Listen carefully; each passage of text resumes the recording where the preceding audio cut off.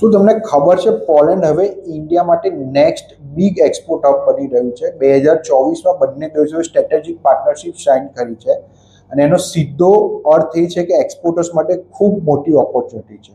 એક ડેટા મુજબ India પોલેન્ડને 4106 unique product export કરે છે.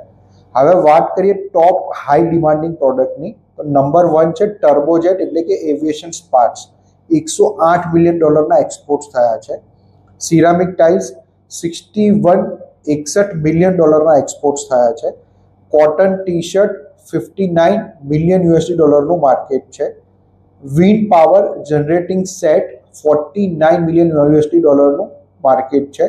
અને જેનરિક મેડિસિન્સ $42 મિલિયન માર્કેટ છે.